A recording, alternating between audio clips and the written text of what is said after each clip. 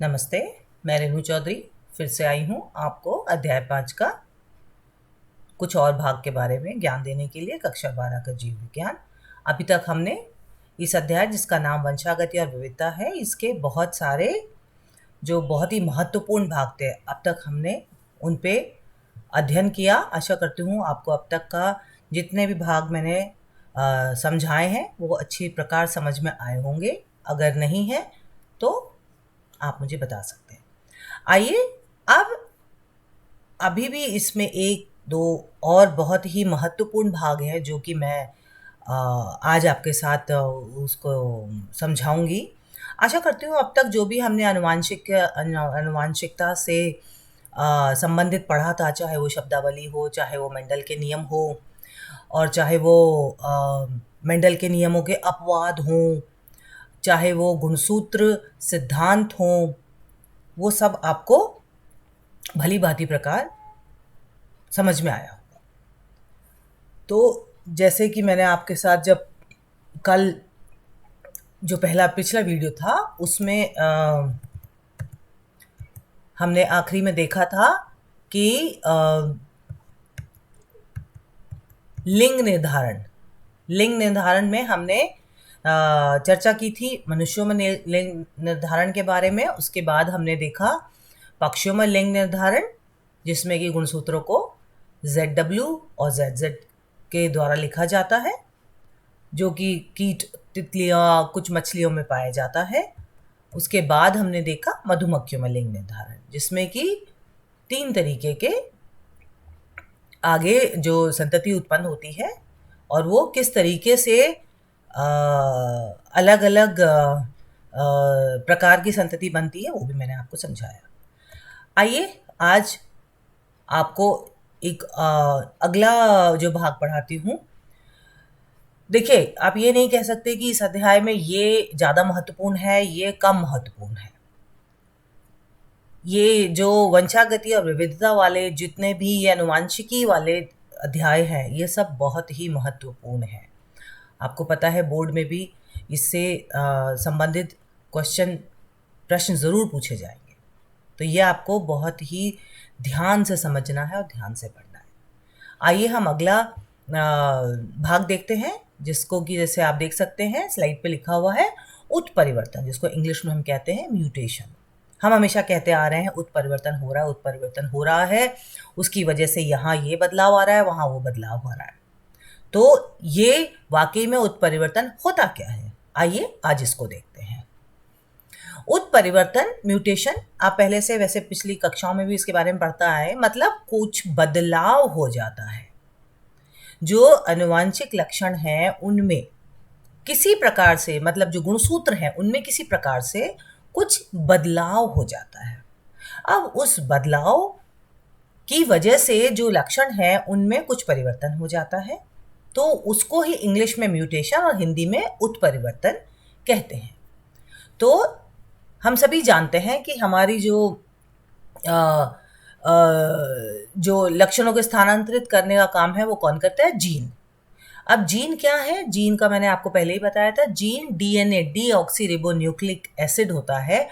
उसमें अलग अलग उसमें न्यूक्लियोटाइड्स होते हैं, जो कि आपको अगले अध्याय में पूरा विस्तार से समझाया जाएगा। न्यूक्लियोटाइड के कुछ क्रम होते हैं, वो क्रम बिल्कुल उसमें कोई बदलाव नहीं हो सकता, ठीक है ना। तो उसका ऐसा अनुक्रम है जिसमें जो सूचना है, उस सूचना की वजह से प्रोटीन के संश्लेषण का कार्य संपूर्ण होता है। अब क्या होते हैं ये जीन? अनुवांशिकता के बुनियादी और कार्यक्षम घटक होते हैं। यही जीन है जो कि लक्षणों को माता पिता या जनक से संतति में स्थानांतरित करते हैं और लेके जाते हैं। इसकी रचना हुई थी यूनानी शब्द जीनस और क्रोमोसोम पर स्थित DNA की बनी अति सूक्ष्म रचनाएं जो अनुवांशिक, ये जीन की परिभाषा है। जब अगर आपसे पूछा जाए कि जीन क्या है, तो आप ये लिखेंगे क्रोमोसोम पर स्थित DNA की बनी। मैंने पहले ही बताया था कि जीन किस चीज की बनी होती है? DNA। डीएनए की बनी अति सूक्ष्म रचनाएं संरचनाएं होती हैं जो आनुवांशिक लक्षणों का धारण और एक पीढ़ी से दूसरी पीढ़ी में उनका स्थानांतरण करती हैं, एक पीढ़ी से दूसरी पीढ़ी में उनको लेके जाती हैं, तो उसको हम जीन कहते हैं।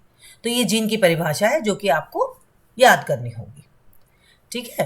तो उनको हम जीन कहते हैं। अब ये भी आपको समझ में आ गया है कि जीन आनुवांशिकता की मूलभूत इकाई है, जिसको इंग्लिश में बेसिक यूनिट कह सकते हैं, बिल्कुल मूलभूत इकाई है, क्योंकि इसी के अंदर इसमें ही हमारी आनुवांशिक विशेषताओं की जानकारी होती है अलग अलग जीन में, कि कैसे हमारी आंखें होंगी, कैसे बालों का रंग होगा, कैसी हमारी लंबाई होगी, सारी सूचनाएं इसके अंदर निहित होती हैं। और तो यही जानकारी, और ये भी बता सकता है कि हमें कौन सी बीमारियां हो सकती हैं, इसमें सारे लक्षण होते हैं। और ये जानकारी कोशिकाओं के केंद्र के में मौजूद जिस तत्व में रहती है उसे डीएनए कहते हैं, ठीक है। ये तो मैं पहले ही बता चुकी हूँ। लेकिन कभी कभी क्या होता है, किसी जीन के डीएनए में कोई स्थानीय परिवर्तन हो जाता है। अभी किस कारण से हो जाता है वो हम बाद में देखेंगे, लेकिन उस जीन में कोई स्थानीय परिवर्तन हो गया किसी भी कारण की वजह से।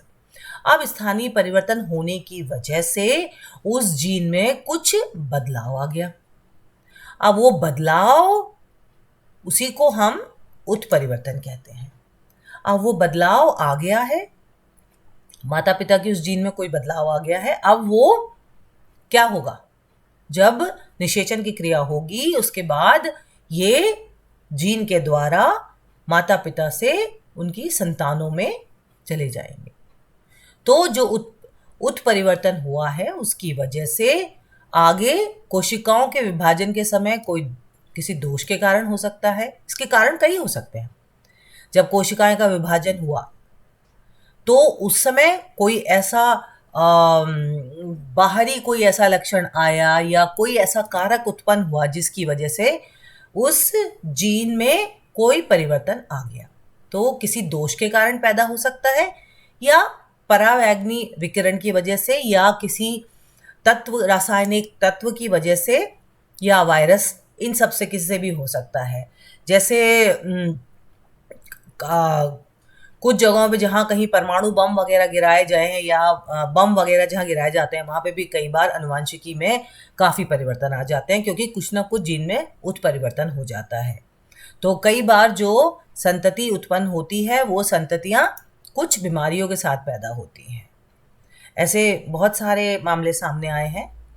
तो अगर आप पढ़ेंगे कभी इतिहास को उठाकर, तो ये आप पढ़ेंगे, चाहे वो भोपाल गैस त्रासदी हो, चाहे वो नागासाकी हिरोशिमा वाला बॉम्ब ब्लास्ट हो, उन सब के बाद वहाँ के आनुवांशिक में बहुत परिवर्तन आया, जीनों में परिवर्तन आया। आगे जो संतानें पैदा हुई उनमें कई प्रकार के रोगों का अध्ययन किया गया, कई प्रकार के रोग पाए गए, ठीक है।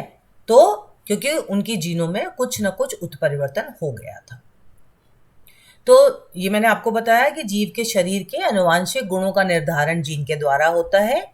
ये जीन संतानों में कहाँ से पहुँचते हैं, अपने माता पिता से। पर कभी कभी इनकी संरचना में या इनकी व्यवस्था में भी, संरचना में बदलाव आ सकता है, व्यवस्था में भी, तो उसको हम उत्परिवर्तन कहते हैं। उसकी वजह से जो संतति होती है वो संतति क्या होती है, अपने माता पिता से भिन्न हो जाती है। अब हम देखते हैं कि उत्परिवर्तन किस कारण से हो सकता है। अभी मैंने आपको जो बताया ये अब थोड़ा सा हम और थोड़ा सा अच्छे से समझ लेते हैं। उत्परिवर्तन क्यों होते हैं, इसका कोई संतोषजनक उत्तर जीव वैज्ञानिकों के पास उपलब्ध नहीं है। पर वैज्ञानिकों ने कुछ ऐसी विधियां निकाली हैं जिनकी वजह से, जिनके द्वारा कृत्रिम या आरोपित ढंग से उत्परिवर्तन किए जा सकते हैं। आरोपित मतलब जो कि बाहरी कारणों से ही होगा, मतलब वातावरण में कोई बदलाव आ गया, वही जो अभी हम बात कर रहे थे। कुछ रसायन है जो कि इन चीज़ों को उत्परिवर्तन, जीनों के उत्परिवर्तन में भाग लेते हैं। तो इसमें कुछ कोटियां दी हुई हैं जो कि हम यहाँ पे देखेंगे। तापक्रम में बदलाव करने से भी जनन कोशिकाओं में जो सहन बिंदु किसी भी जनन कोशिका या किसी का भी तापमान की वृद्धि का सहन करने का एक जैसे सीमा होती है। तो अगर उस सीमा से आगे चला गया तो उत्परिवर्तन जीन में हो सकता है। उत्परिवर्तन ज़्यादा भी हो सकता है, कम भी हो सकता है।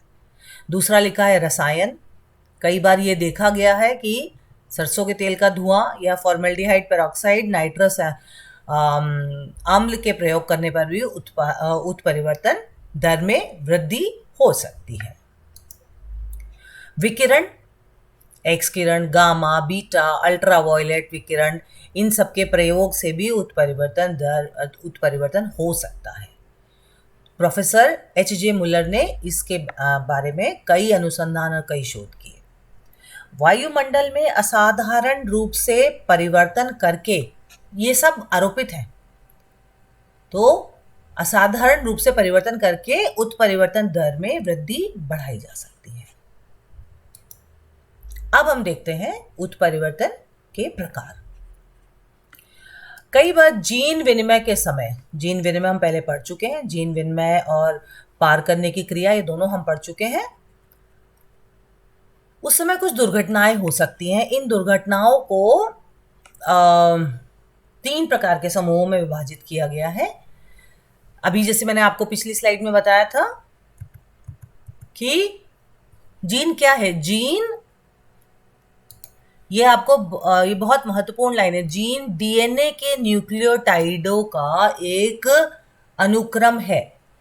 तो जीन मतलब इसमें जो न्यूक्लियोटाइड है उनका एक अनुक्रम है जो कूटबद्ध सूचनाओं से क्या करता है, अंत में हमें क्या मिलता है, अंत में हमें प्रोटीन मिलता है। इसके द्वारा प्रोटीन का संश्लेषण करता है। तो अब देखते हैं इस चीज का ही आगे आपको बताया गया है। तो क्या होता है, जैसे ये दुर्घटनाएं हो सकती हैं, इन दुर्घटनाओं को जैसे यहाँ पे लिखा है 3 समूहों में विभाजित कर सकते हैं। तो पहला है न्यूक्लियोटाइड का अतिरिक्त, एक्स्ट्रा, न्यूक्लियोटाइड का अतिरिक्त संयोग, अतिरिक्त मतलब फालतू आ जाता है। न्यूक्लियोटाइड का जो क्षार युग्म होता है, जिसको इंग्लिश में बेस पेयर कहेंगे, वो उसका अतिरिक्त संयोग हो सकता है। तो एक तो ये तरीका हो गया जिसकी वजह से उत्परिवर्तन किसी भी कारण से। दूसरा हो सकता है न्यूक्लियोटाइड का वियोग। वियोग मतलब जिसमें न्यूक्लियोटाइड का एक क्षार युग्म कहीं से निकल गया, वियोग हो गया, कम हो गया। उसके अलावा तीसरा क्या हो सकता है, न्यूक्लियोटाइड का स्थानांतरण, मतलब न्यूक्लियोटाइड का जो क्षार युग्म है उसका जगह परिवर्तित हो गई, ना ही फालतू बना है ना ही कम हुआ है, लेकिन किसी भी उत्परिवर्तन की वजह से क्या हुआ है, किसी दूसरे न्यूक्लियोटाइड का जो क्षार अम्ल है वो ऊपर नीचे हो गया, तो उसकी वजह से भी उत्परिवर्तन हो जाता है। तो इनमें से प्रथम 2 प्रकार के परिवर्तन गंभीर माने जाते हैं, जिसमें कोशिका की मृत्यु भी हो सकती है। तीसरे प्रकार का परिवर्तन इतना गंभीर नहीं होता। अब जो अनुवांशिकी वैज्ञानिकों ने उत्परिवर्तन के इसके आधार पर उन्होंने 2 प्रकार के भेद बताए। आप देख सकते हैं 2 प्रकार के भेद लिखे हुए हैं। एक लिखा है जीन या बिंदु उत्परिवर्तन, दूसरा आरोपित, जो अभी हम पहले भी बात कर रहे थे। आइए अब देखते हैं जीन या बिंदु परिवर्तन। तो जीन या बिंदु परिवर्तन, इस परिवर्तन में क्या होता है, इस परिवर्तन में जीन की जो रासायनिक संरचना है वो परिवर्तित हो जाती है। ठीक है, जो इतनी कहानी लिखी है मैं अभी आपको पढ़ के बताती हूँ। इसका आपको छोटे में समझना हो तो आप ये समझ लीजिए कि इस परिवर्तन में जीन की रासायनिक संरचना बदल जाती है। तो उत्परिवर्तन की परिभाषा करते हुए बतलाया गया कि उत्परिवर्तन किसी स्पीशीज के आनुवांशिक पदार्थ में उत्पन्न गतिशील रासायनिक परिवर्तन का नाम है। ठीक है, यह परिवर्तन गुणसूत्रों की संरचना तथा संख्या में उत्पन्न होते हैं। इसलिए अतः इस दृष्टि से किसी जीन की आणविक संरचना, मॉलिक्यूलर स्ट्रक्चर, जब इसकी आणविक संरचना बदल जाएगी तो उसको हम जीन उत्परिवर्तन कहेंगे। ठीक है, तो अच्छे से व्याख्या कर दी है तो आप इसको याद कर सकते हो, लिख सकते हैं।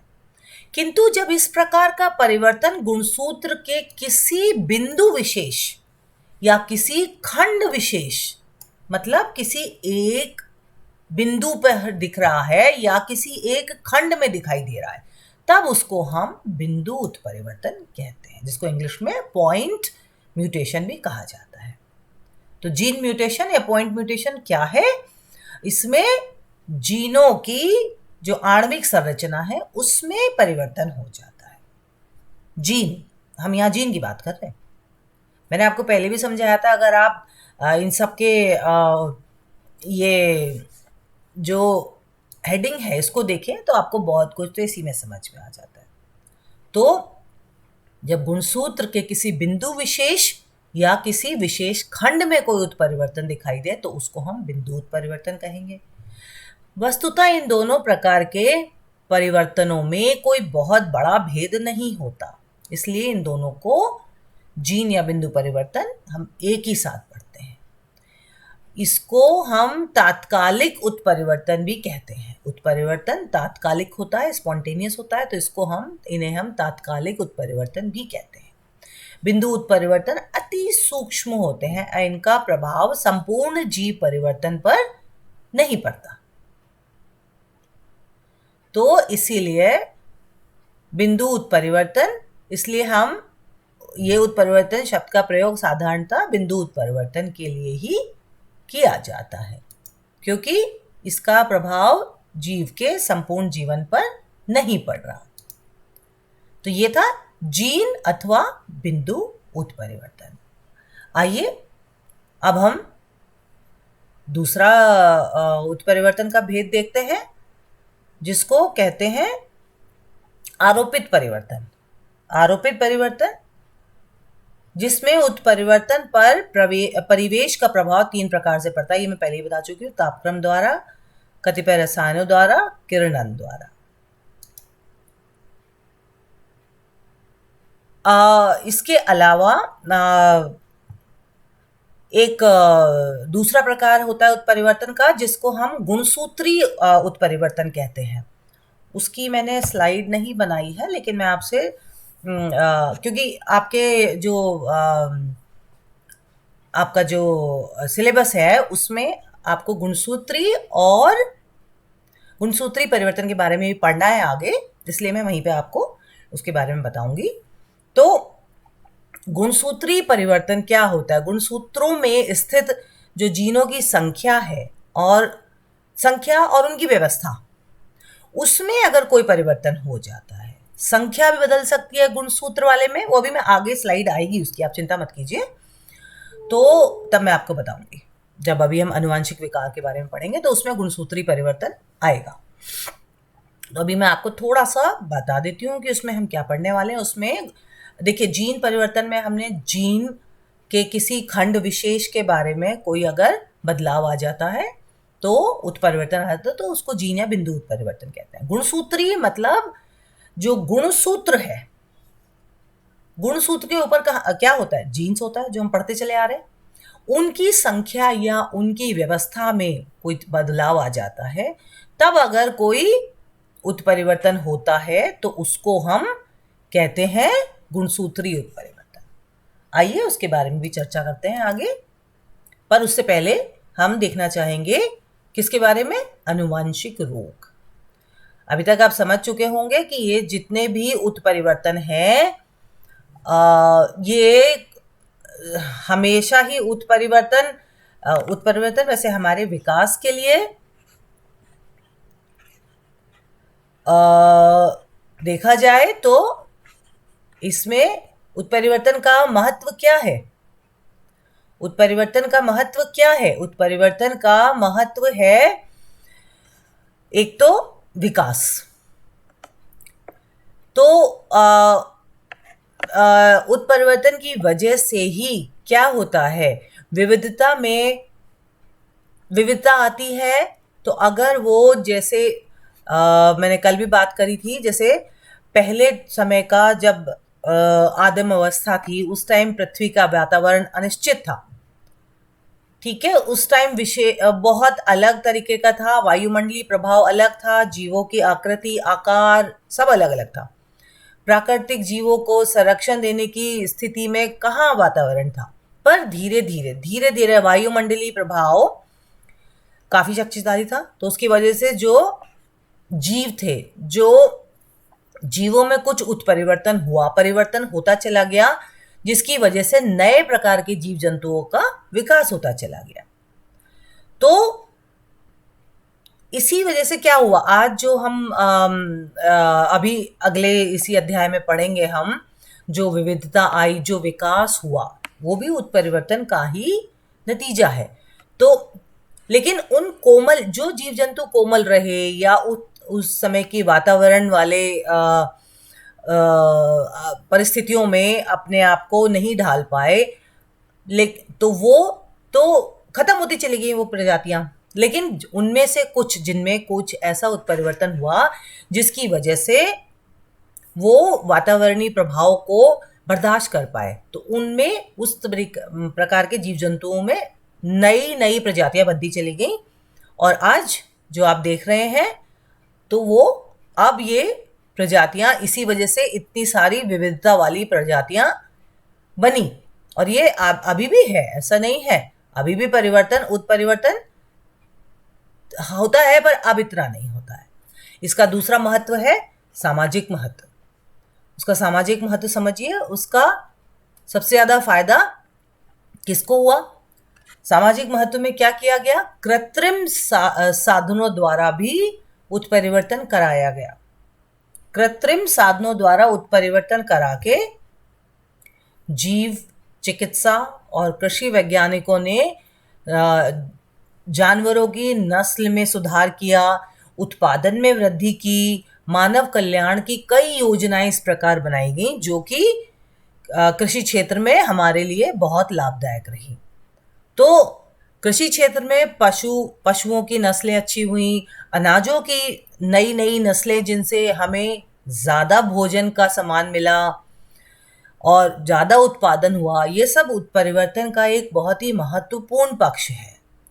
पर आप समझते हैं कि हर चीज़ का दो पहलू होता है। तो वही है, अगर हम सकारात्मक सोचें तो इसका लक्ष्य अच्छी और पहले से बेहतर संतति उत्पन्न करना है। लेकिन हर एक खोज का और हर एक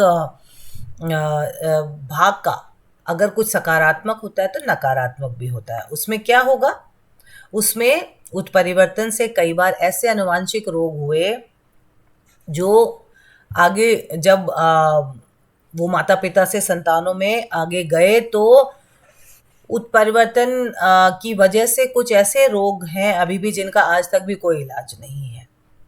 और औद्योगिक और तकनीकी आविष्कारों के साथ वातावरण भी प्रदूषित होता जा रहा है, नम होता जा रहा है। अणुबमों की इनकी परीक्षणों, इनके अनावश्यक युद्धों के वजह से जो विकिरण फैलते जा रहे हैं, उनसे जो उत्परिवर्तन हो रहा है वो बहुत ही नकारात्मक है। और वो अगर वो समय पे नियंत्रण नहीं किए गए तो कुछ पता नहीं है कि जीव जंतु पृथ्वी पर रहेंगे या लुप्त हो जाएंगे।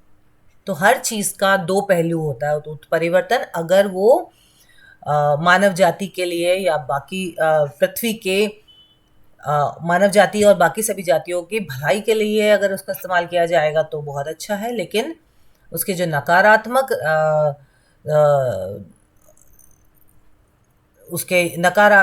नकारात्मक प्रभाव है वो भी हमें सोच समझ के देखना चाहिए कि ऐसा ना हो कल को जो है मानव जाति ही विलुप्त हो जाए। तो ये तो था उत्परिवर्तन। अब देखते हैं हम आनुवांशिक रोग। अब यही मैं आपको बता रही थी, आनुवांशिकी और रोग, इनमें कुछ ना कुछ तो संबंध होता ही है। ठीक है, क्योंकि अब ये जैसे मैंने आपको बताया उत्परिवर्तन की वजह से कुछ अगर बदलाव गुणसूत्र में आ गया, जीन्स में आ गया, तो उसमें कुछ ना कुछ रोग तो बनेगा। तो इसलिए अनेक रोग दूषित वातावरण और परिस्थितियों से उत्पन्न होते हैं, लेकिन अनेक रोग ऐसे भी होते हैं जिनका कारण माता पिता से प्राप्त कोई दोष होता है। माता पिता से प्राप्त दोष होता है, माता पिता को भी नहीं पता होता शायद। ऐसे रोगों को हम आनुवांशिक रोग कहते हैं। जो रोग माता पिता से संतति में स्थानांतरित होते हैं उनको हम जेनेटिक डिसऑर्डर या आनुवांशिक रोग कहते हैं। अब कुछ रोग ऐसे होते हैं जो आनुवांशिकी से भी और वातावरण दोनों के प्रभाव के फलस्वरूप उत्पन्न हो सकते हैं। आपको अभी मैंने कारण बताए थे कि कई कारण है कि वातावरण में भी अगर तापमान बहुत ज़्यादा बढ़ गया तो जनन कोशिकाओं में उत्परिवर्तन हो जाता है, तो उससे भी आगे कुछ रोग हो सकता है। ठीक है, जैसे आपको बोला कि उत्परिवर्तन के दोनों तरीके के फायदा भी होता है, नुकसान भी होता है, तो वो हमें देखना है कि नुकसान ना होए। अब हम पढ़ते हैं अनुवांशिकी रोग में। अनुवांशिक रोग में अब हम आगे देखते हैं क्या है। अनुवांशिक रोग में हम दो तरीके के भागों को पढ़ेंगे। एक तो हम पढ़ेंगे जो अनुवांशिकी मेंडली विकार, ठीक है, जो अनुवांशिकी में हमें जो मेंडल के नियम थे उन नियमों की वजह से जो विकार हमने आगे जो इतनी शोध और अनुसंधान हुए, तो उनको जो अनुवांशिक रोग है उनको दो भागों में बांटा गया, दो भेद में बांटा गया। एक बांटा गया मेंडेलियन विकार और एक बांटा गया गुणसूत्र विकार, जो भी मैंने आपको पहले बताया था कि वो स्लाइड मैंने इसीलिए वहां नहीं बनाई है क्योंकि वो अभी आगे हम देखेंगे। तो गुणसूत्र विकार पहला है मेंडेलियन विकार। चलिए पहले मेंडेलियन विकार को देखते हैं। मेंडेलियन विकार किस वजह से होगा? ये होगा जीन उत्परिवर्तन के कारण। हमने अभी पढ़ा उत्परिवर्तन दो कारणों से हो सकता है, दो प्रकार का हो सकता है, तो जीन उत्परिवर्तन या गुणसूत्र उत्परिवर्तन। ठीक है, तो जीन उत्परिवर्तन के कारण जब कोई विकार होता है, कोई रोग है, तो उसको हमने मेंडली विकार का नाम दिया, क्योंकि ये जीन वही कारक है या फैक्टर है। मेंडल ने उनको कारक बोला था। इसीलिए जो जीन उत्परिवर्तन के कारण जो विकार उत्पन्न होते हैं उनको हम मेंडली विकार कहते हैं। अब आइए हम जीन उत्परिवर्तन के मेंडेलियन विकार के कुछ उदाहरण को देखेंगे, जिनके कि आपने नाम तो जरूर सुने होंगे। हमने इन बीमारियों के नाम सुने हैं, आइए इनसे थोड़ा सा परिचय होते हैं। सबसे पहला है हीमोफीलिया। हीमोफीलिया अब देखिए हीमोफीलिया क्या है। हीमोफीलिया यह लिंग सहलग्न रोग है। हम पहले भी देख चुके हैं, लिंग सहलग्न रोग है। ठीक है, तो लिंग सहलग्न रोग में जिसमें मादा रोग की वाहक है, ये हीमोफीलिया जो रोग है ये प्रमुखतः नर रोगी में ही मिलता है। मादा इसमें रोग की वाहक होती है और नर ही रोगी होते हैं। अब हीमोफीलिया के बारे में हम मेरे हिसाब से यहाँ तक आते थे हम थोड़ा तो जानते हैं। जो हम एक नॉर्मल लाइन में अगर इसको बोलना चाहे तो हम ये कहेंगे कि इसमें जो रक्त का थक्का, जब कहीं चोट लग जाती है, कहीं कुछ किसी वजह से कहीं आपकी त्वचा में कोई काट लग जाती है, तो क्या होता है, आपने देखा होगा कि जब कहीं कुछ हमें चोट लग जाती है तो वहां से खून निकलता है, लेकिन ऐसा तो नहीं है ना कि खून निकलता ही रहता है। ठीक है ना, तो खून थोड़ी देर बाद हम देखते हैं कि वहां पर खून, जिसको हम खून जमना बोलते हैं, मतलब थक्का बन जाता है खून का और खून आगे नहीं बहता, क्योंकि अगर खून बहता रहा तो फिर आपके शरीर का सारा खून तो एक चोट में ही निकल जाएगा। तो इसीलिए जो खून की अपनी एक विशेषता होती है कि वो थोड़ी देर बाद ज़्यादा देर नहीं बहता, जो सामान्य परिस्थिति में थोड़ी देर बाद खून वहाँ पे बहना बंद हो जाता है, वो जम जाता है, रक्त का थक्का बन जाता है। लेकिन हीमोफीलिया वाले में क्या होता है, हीमोफीलिया में ये जो हीमोफीलिया जिनको है उनके साथ रक्त का थक्का उनका नहीं बन पाता है। क्यों? क्योंकि जो रक्त का थक्का बनने वाला जो प्रोटीन है, अब प्रोटीन कौन बनाएगा? जीन। जीन किससे बना है? डीएनए। डीएनए में क्या है? न्यूक्लियोटाइड। चिंता मत कीजिए, ये सब मैं आपको अपने आगे की वीडियो में समझाऊंगी। न्यूक्लियोटाइड जो क्षार युग्म वगैरह होते हैं वो सब। अब यहाँ पे आप इतना समझिए, रक्त का थक्का बनने के लिए जो प्रोटीन चाहिए, प्रोटीन बनाएगा जीन, जीन बना है डीएनए का, और डीएनए में होते हैं न्यूक्लियोटाइड के क्षार युग्म। अब इसके जो संबंधित प्रोटीन है उसके क्षार युग्म में किसी परिवर्तन की वजह से बदलाव आ जाता है। अब बदलाव आ जाता है जिसकी वजह से वहां पर रक्त का थक्का नहीं बनता और खून बहता रहता है। तो इसीलिए जिनको हीमोफीलिया होता है, डॉक्टर जो है उनको बहुत ही सावधानी बरतने की सलाह देते हैं कि आपको चोट नहीं लगनी चाहिए। तो इसलिए हीमोफीलिया कोई भी इस टाइप का आनुवांशिक रोग होता है, सब में खोज जारी है, पर अभी भी बहुत ज़्यादा इनका जो बचाव है, अभी भी बहुत ज़्यादा बचाव इनके बारे में अनुसंधान चल रहे हैं, लेकिन अभी तक बहुत ज़्यादा कुछ पता नहीं लगा है। यही कहा जाता है कि आप थोड़ा सावधानी बरतिए। तो इसमें जरा सा भी चोट लगने पर रक्त का थक्का नहीं बनता है। इसकी एक बहुत बढ़िया बात है कि इसमें महिला के रोगी होने की संभावना नहीं होती। उसका कारण समझिए आप। उसका कारण है कैसे? आप सोचिए, सामान्य पुरुष है, यही लिख देते हैं,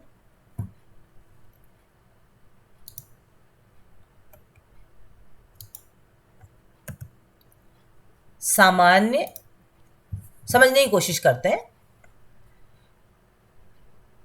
सामान्य पुरुष है और ये महिला है जिसमें कि जो ग्रसित है।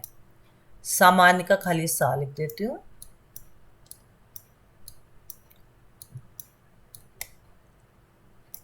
और ये महिला है, ये ग्रसित है।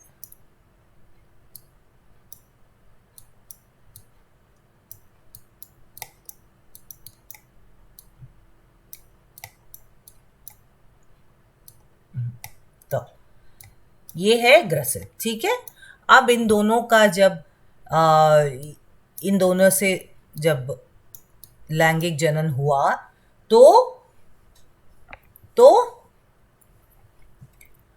जो संतति प्राप्त हुई वो कैसी संतति प्राप्त हुई? माइनर, जिसमें कि इतना बड़ा प्रॉब्लम नहीं हुआ। लेकिन जब ग्रसित पुरुष हुआ और सामान्य महिला हुई, क्योंकि एक ही जीन जा रहा है ना, एक नर युग्मक, एक मादा युग्मक, ठीक है। तो माइनर मतलब जो संतति उत्पन्न हुई उसमें हीमोफीलिया की संभावना जो हुई वो बहुत ज़्यादा स्थिति बहुत ज़्यादा बच्चे में नहीं दिखाई दी। लेकिन अभी आप सोचिए कि अगर पुरुष भी ग्रसित है और महिला भी ग्रसित है तो फिर वो तो पुरुष तो बचते ही नहीं है। वो अगर दोनों ही ग्रसित हैं तो उस तरीके की संतति में जो नर संतति है वो आगे जाके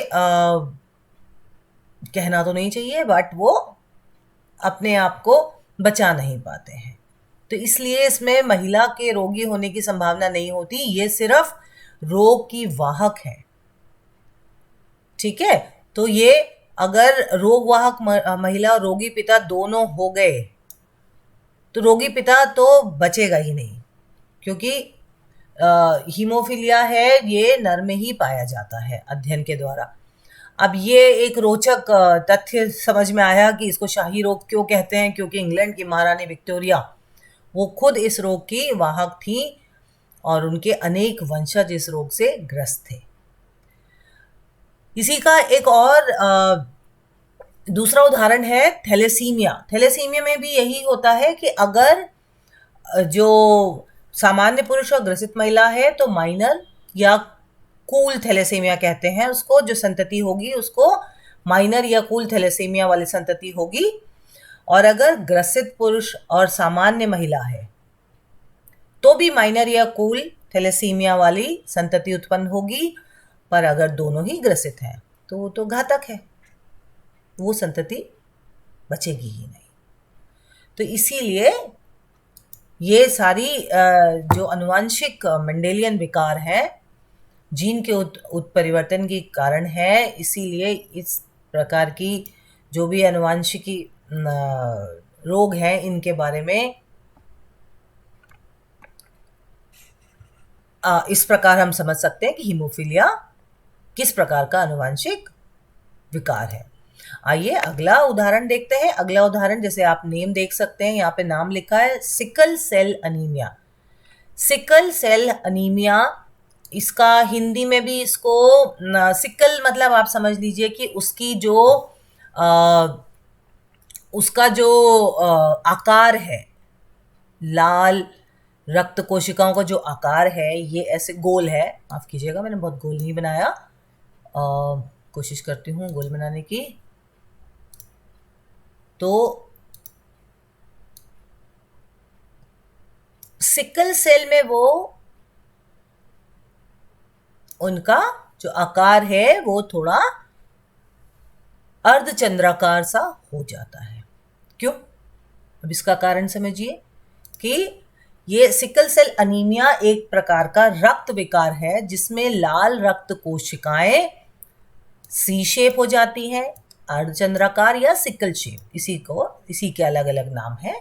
तो सी शेप हो जाती है, जैसे अभी दिखाया मैंने आपको, सी शेप, अर्धचंद्राकार या सिकल शेप में बदल जाती हैं। ठीक है, सिकल शेप की लाल रक्त कोशिकाएं स्वस्थ अंडाकार शेप वाली कोशिकाओं की तुलना में सख्त और चिपचिपी होती हैं।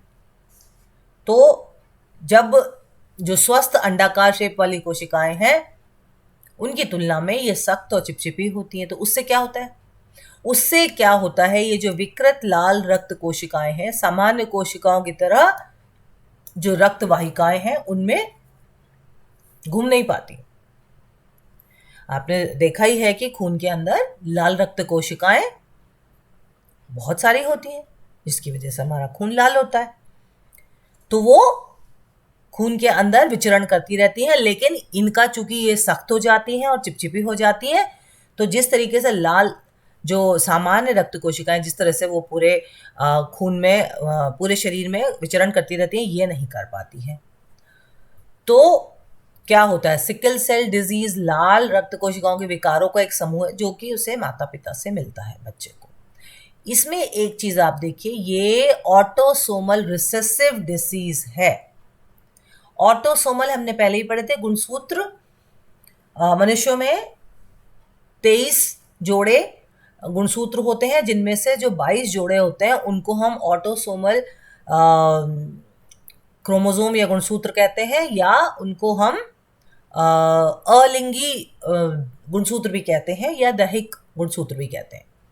जो 23वां पेयर है उसको हम लिंग गुणसूत्र कहते हैं।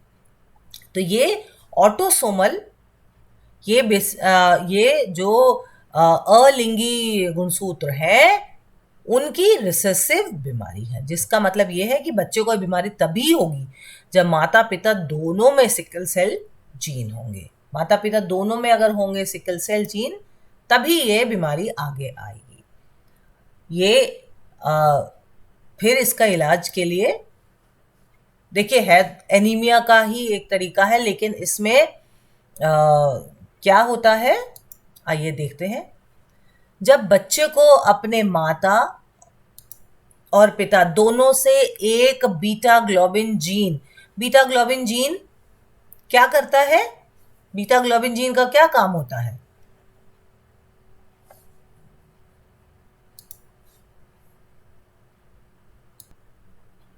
क्या होता है? जो बीटा ग्लोबिन जीन होता है उस पे हीमोग्लोबिन में बीटा ग्लोबिन चेन होती है। उस चेन में जो छठे स्थान पर जो अमीनो एसिड होना चाहिए वो बदल जाता है वेलिन नाम के अमीनो एसिड से, जबकि वो होना चाहिए ग्लूटामिक एसिड की जगह वो वेलिन नाम का अमीनो एसिड आ जाता है। उसकी वजह से क्या हो जाता है? जो बीटा ग्लोबिन जीन है उसमें उत्परिवर्तन हो जाता है, जिसकी वजह से जो लाल रक्त कोशिकाएं हैं उनकी जो विकृत कॉपी बन जाती है, उनकी जो आकृति होती है वो बदल जाती है। ठीक है, तो उनकी आकृति को विकृत रूप दे देता है, क्योंकि वहां पर जो अमीनो एसिड आना चाहिए छठे स्थान पर, ग्लूटामिक एसिड उसकी जगह वेलिन बन जाता है। तो जीन की एक विकृत कॉपी बनती है, जिसकी वजह से डिफेक्टिव हीमोग्लोबिन प्रोटीन बन जाता है। तो इसके वजह से जो हीमोग्लोबिन प्रोटीन की एक ऐसी चेन बन जाती है जो कि आरबीसी का जो आकृति होती है उसको ही बदल देती है। तो जिसकी वजह से जो ये अनुवांशिक विकार आता है, मेंडेलियन विकार आता है, जो कि आरबीसी की आकृति के साथ छेड़छाड़ कर देता है, सख्त और चिपचिपी होती है, उतना अच्छे से विचरण नहीं कर पाती हैं, तो वो बच्चे में अनीमिया की बीमारी हो जाती है, जिसके लिए फिर डॉक्टरी इलाज कराना पड़ता है। आमतौर पर लाल रक्त कोशिकाओं का जीवन 120 दिन का होता है, लेकिन सिकल सेल क्या हो जाता है, ये तो 10 से 20 दिन में खत्म हो जाती है, जिसकी वजह से क्योंकि इतनी जल्दी लाल रक्त कोशिकाएं नहीं बन पाती हैं, सिकल सेल जल्दी खत्म हो जा रही हैं, तो खून में लाल रक्त कोशिकाओं का अभाव होने लग जाता है और उससे जो संतति है वो सिकल सेल अनीमिया से प्रभावित हो जाती है। तो ये है सिकल सेल अनीमिया। ये देखिए, ये आपको जब आप ये देखेंगे, चित्र देखेंगे तो आपको पता लगेगा ये है सिकल सेल का आकृति, जबकि नॉर्मल जो सामान्य लाल रक्त कोशिका है वो इस तरीके की होनी चाहिए। तो ये भी अनुवांशिक विकार है, ये भी मेंडेलियन विकार है, अनुवांशिक का मेंडेलियन विकार है, जो कि जीन उत्परिवर्तन से हुआ है, इसमें जीन के साथ छेड़छाड़ हुई है। आइए अगला उदाहरण देखते हैं, जिसको कि फिनाइल कीटोन्यूरिया कहते हैं। फिनाइल कीटोन्यूरिया भी एक अनुवांशिक विकार है जो किसी व्यक्ति के माता पिता से विरासत में मिला है। तो फिनाइल कीटोन्यूरिया, जिसको आप देख सकते हैं,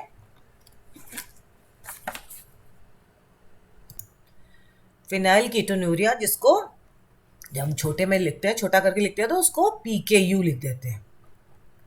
फिनाइल कीटोन्यूरिया क्या है? ये एक तरीके का ऑटोसोमल, जो अभी हमने पढ़ा, उपापचय, रिसेसिव उपापचय मतलब मेटाबॉलिज्म।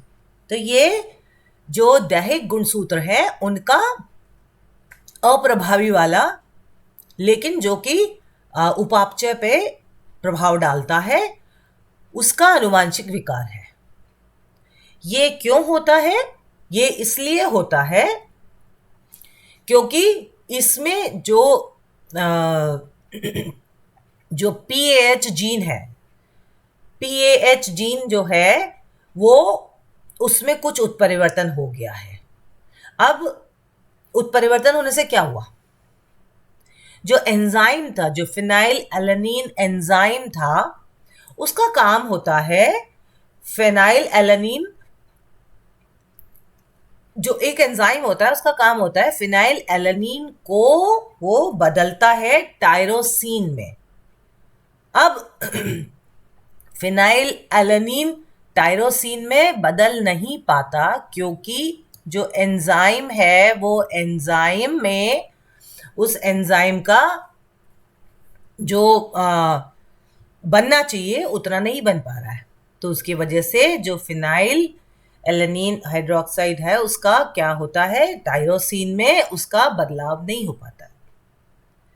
तो और जो एंजाइम होता है उसका नाम है फिनाइल कीटो, जो फिनाइल कीटोन्यूरिया एंजाइम की एक विरासत में मिली त्रुटि एंजाइम फेनिल एलानीन हाइड्रोक्सिल की कमी के कारण होता है। इसके जो नुकसान होता है ये अमीनो एसिड फिनाइल एलानीन को टायरोसिन में बदलता है, पर जब एंजाइम ये उत्परिवर्तन की वजह से इसका उत्पादन नहीं होता है तो क्या होता है, तो टायरोसिन ना बनने की वजह से फिनाइल एलानीन इकट्ठा होता चला जाता है और ये आगे जब इसका जो रूपांतरण होना था वो नहीं हो पाता है तो ये क्या करता रहता है, फिनाइल पायरुविक एसिड में बनता चला जाता है। और फिनाइल पायरुविक एसिड क्या होता है, ये इकट्ठा होता चला जाता है शरीर में और ये उस संतति को के मस्तिष्क में भी नुकसान करता है। उसके मानसिक मंदता हो जाती है, अंग क्षति भी हो सकती है, असामान्य मुद्रा भी हो सकती है। तो क्योंकि ये जो बदलता है ये यूरिन के, और ये यूरिन के द्वारा भी निकलने लग जाते हैं जिसकी वजह से जो संतति है उसको नुकसान होता है। ये क्योंकि ये जो हमारी किडनी है उसके जिसका काम होता है कि हमारा जो शरीर का जो भी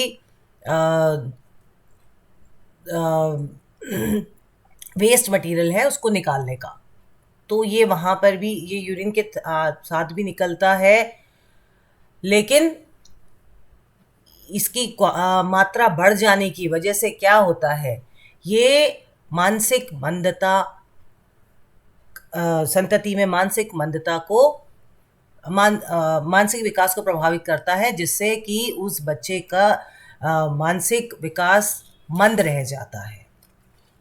तो फिनाइल कीटोन्यूरिया भी एक प्रकार का मेंडेलियन अनुवांशिक विकार है।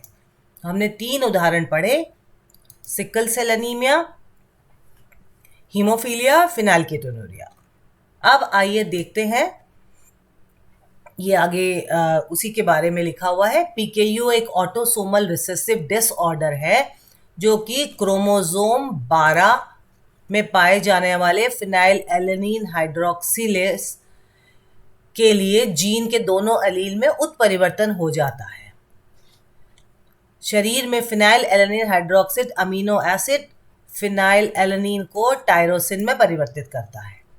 अब जीन की दोनों प्रतियों में उत्परिवर्तन हो गया है तो उससे क्या होता है, तो या तो एंजाइम निष्क्रिय हो जाता है या कम कुशल है, जिसकी वजह से फिनाइल एलानीन की एकाग्रता पॉइजनस विषाक्त स्तर तक का निर्माण कर सकती है, जिसकी वजह से जो संतति है उसकी मानसिक क्षमता कम हो सकती है।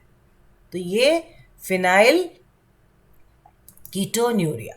सो ये अभी तक हमने देखे आनुवांशिक विकार। अब आइए देखते हैं हम अगले प्रकार के विकार को।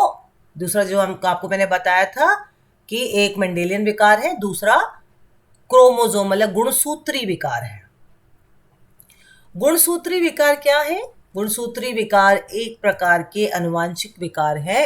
अभी तक हमने मेंडेलियन विकार पढ़े थे। अनुवांशिक विकारों में एक मेंडेलियन विकार हो गया और एक क्रोमोसोमल विकार हो गया या गुणसूत्री विकार हो गया। तो क्रोमोसोमल विकार एक प्रकार के अनुवांशिक विकार हैं। ये उन बीमारियों का उल्लेख करेंगे इनमें हम उन बीमारियों के बारे में पढ़ेंगे जिसमें गुणसूत्रों की संरचना या संख्या में परिवर्तन हो जाता है। किस कारण? किसी उत्परिवर्तन के कारण गुणसूत्रों की संख्या व संरचना में परिवर्तन हो जाता है। आमतौर पर एक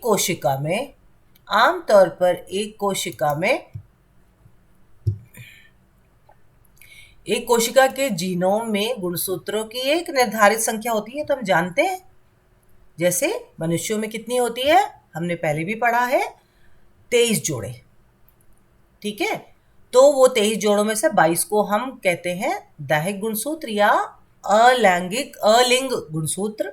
23वां जोड़ा जो होता है उसको हम लिंग गुणसूत्र कहते हैं। तो गुणसूत्रों की एक निर्धारित संख्या होती है। तो क्या होता है, इस समान संख्या के अलावा कभी कभी क्योंकि उत्परिवर्तन हो जाता है, तो क्या हुआ है, कुछ कोशिका विभाजन की प्रक्रिया में कुछ गलती हुई, कुछ त्रुटि आई। और त्रुटि किसी भी वजह से आ सकती है। कुछ त्रुटि आई जिसकी वजह से असमान संख्या में गुणसूत्र बन गए। क्या हो सकता है? अब असमान संख्या कैसे हो सकती है?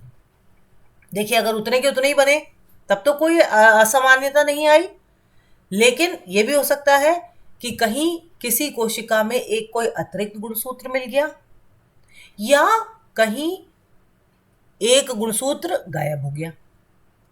कुछ ऐसा उत्परिवर्तन हुआ जिसकी वजह से कहीं एक अतिरिक्त गुणसूत्र मिला और कहीं एक लापता गुणसूत्र हो गया। तो इनको कहते हैं, जब एक अतिरिक्त गुणसूत्र मिला तो किसी एक गुणसूत्र के जोड़े पर 2 की जगह, हमने हमेशा पढ़ा है कि जोड़े में 2 होते हैं, पर किसी उत्परिवर्तन के कारण वहां पे 3 आ गए, तो इसको हम ट्राइसमी बोलते हैं। और कभी कभी जब लापता हो जाता है गुणसूत्र, उसको हम मोनोसमी। ये दोनों ही असामान्य स्थितियां हैं, सामान्य स्थिति नहीं है। तो गुणसूत्र या तो अतिरिक्त हो जाता है या कम हो जाता है। तो ट्राइसमी और मोनोसमी 2 तरीके के गुणसूत्र असामान्यताएं हैं। इनके उदाहरण देखेंगे अभी हम। तो जैसे यहाँ पे लिखा है डाउन सिंड्रोम, इसके जो बीमारियां इन गुणसूत्र विकार में होती हैं, डाउन सिंड्रोम, क्लाइनफेल्टर और Turner syndrome. Down syndrome, Klinefelter में इनमें ट्राइसेमी होता है। ट्राइसेमी मतलब किसी एक गुणसूत्र के जोड़े पर एक फालतू गुणसूत्र आ जाता है, एक अतिरिक्त गुणसूत्र आ जाता है। जबकि जो टर्नर सिंड्रोम है वो मोनोसामी मतलब एक गुणसूत्र गायब हो जाता है। कोई एक गुणसूत्र का जोड़ा ऐसा है जो कि अकेला ही रह जाता है, वो जोड़ा नहीं रह जाता। इसके अलावा पुनर्व्यवस्था या व्यवधान के कारण गुणसूत्रों में संरचनात्मक परिवर्तन भी हो सकते हैं। तो आप देखिए कि ये सब जितने भी विकार हैं, कुछ ना कुछ तो बदलाव हुआ है, कारण कुछ भी रहे, लेकिन अगर वो गुणसूत्रों में बदलाव हो गया है तो फिर वो आगे की पीढ़ियों में कहीं ना कहीं, कभी ना कभी दिखाई देते हैं। तो आइए देखते हैं इन उदाहरणों को एक एक करके भी। हालांकि कुछ प्रकार के गुणसूत्र विकार एक पीढ़ी से अगली पीढ़ी तक पारित हो जाते हैं, लेकिन अधिकांश गुणसूत्र विकार अंतर्निहित नहीं है। यदि रोगाणु कोशिकाओं के बजाय दैहिक कोशिकाओं में गुणसूत्र विकार होते हैं तो अगली पीढ़ी के लिए इन्हें विरासत में नहीं लेके जाते। क्यों? आपको पता है कि जो लिंग गुणसूत्र है, अगर वो प्रजनन कोशिका में है तभी वो अगली पीढ़ी में वारिस होने की संभावना होती है, तभी वो अगली पीढ़ी में स्थानांतरित होने की संभावना होती है। ठीक है। और एक कोशिका में गुणसूत्र की असमान संख्या की उपस्थिति एनीप्लॉइडी कही जाती है, जिसमें कि उदाहरण के लिए एक मानव कोशिका में समान 46 होते हैं, उसकी बजाय या तो 45 या 47 होते हैं। और पॉलीप्लाइडी एक ऐसी स्थिति है जिसमें किसी जीव की कोशिकाओं में गुणसूत्रों के 2 से अधिक समरूप गुणसूत्रों के 2 से अधिक समरूप सेट होते हैं, तब उसको हम पॉलीप्लाइडी कहते हैं। ठीक है, तो इसमें ये एन्यूप्लाइडी बोला जाता है। एन्यूप्लाइडी मतलब मानव कोशिका में 46 के बजाय या तो 45 हो रहे हैं या 47 हो रहे हैं। लेकिन इसमें पॉलीप्लाइडी वो स्थिति है इसमें किसी जीव की कोशिकाओं में गुणसूत्रों के 2 से अधिक समरूप सेट होते हैं। अब आइए इनको देखते हैं, एक एक करके इन उदाहरणों को थोड़ा सा पढ़ते हैं। पहला देखते हैं डाउन सिंड्रोम। डाउन सिंड्रोम ये इंग्लिश में भी ऐसे ही लिखते हैं और हिंदी में भी इसको हम डाउन सिंड्रोम ही बोलते हैं। डाउन सिंड्रोम जिसे ट्राइसोमी 21 के नाम से भी जाना जाता है। ट्राइसोमी 21। अब आप बोलेंगे ये 21 क्या है? 21 मतलब क्रोमोसोम, वही गुणसूत्र 21 नंबर का जो गुणसूत्र है उसमें तीसरी प्रतिलिपि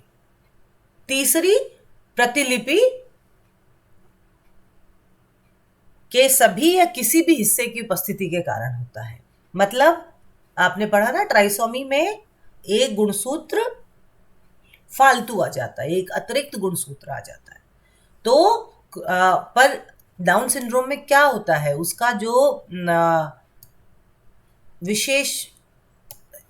विशेषता है कि वो क्रोमोसोम गुणसूत्र नंबर 21 पे ही आता है। गुणसूत्र नंबर 21 की तीसरी प्रतिलिपि बन जाती है, या तो पूरा या फिर किसी भी हिस्से की उपस्थिति के कारण होता है। यह आमतौर पे इसकी वजह से क्या होता है, आमतौर पे शारीरिक विकास में देरी, चेहरे और हल्के से इसमें बौद्धिक विकलांगता भी होती है।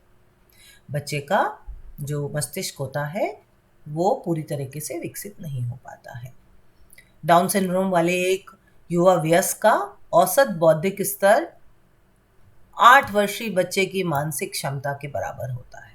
लेकिन इसमें भी अपवाद मिल सकते हैं, पर जो अभी तक अध्ययन किया गया उसमें ज़्यादातर ऐसे होते हैं। तो इनका मस्तिष्क भी, मतलब जो इनकी जो बौद्धिक क्षमता होती है, बौद्धिक विकलांगता भी इनमें पाई जाती है। आइए इसके एक